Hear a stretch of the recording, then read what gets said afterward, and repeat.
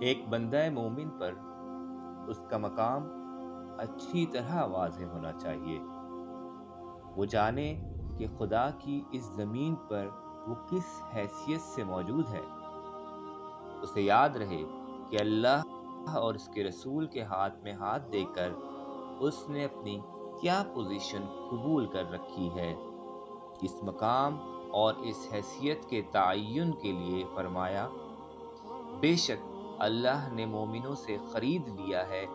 ان کی جانوں کو، ان کے مالوں کو جنت کے عوض۔ معلوم ہوا کہ مومن کی حیثیت یہ قرار پا چکی ہے، بلکہ اس نے ایمان لا کر از خود اپنی اس حیثیت کا پختہ اقرار کر رکھا ہے کہ اس کے پاس جو کچھ تھا اس نے وہ سب اللہ کے ہاتھوں بیچ دیا ہے۔ اس کی جان، اس کا مال، اس کی قوتیں، اس کے اوقات، اس کی آرزوئیں، اس کی مسرتیں، غرض اس کی ایک ایک چیز اللہ کی ہو چکی ہے، اور اس وقت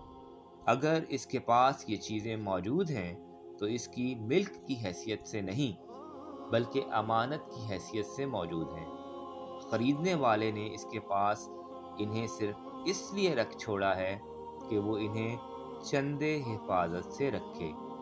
ان میں نہ خود اپنی طرف سے کوئی تصرف کرے نہ کسی اور کو کرنے دے، اور صرف یہ دیکھتا رہے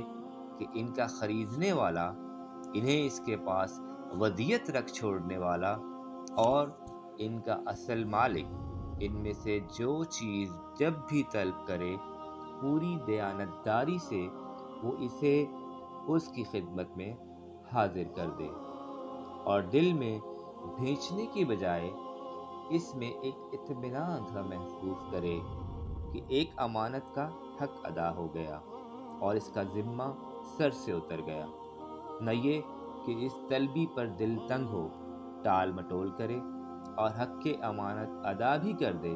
تو اس پر اندر ہی اندر کڑھے، بے چین ہو، ایسا محسوس کرے جیسے اس کی اپنی کوئی چیز چھین لی گئی۔ جو شخص اپنی اس حیثیت کا جتنا ہی زیادہ شناسا ہوگا وہ راہ حق کی آزمائشوں میں اتنا ہی زیادہ مضبوط اور ثابت قدم رہے گا۔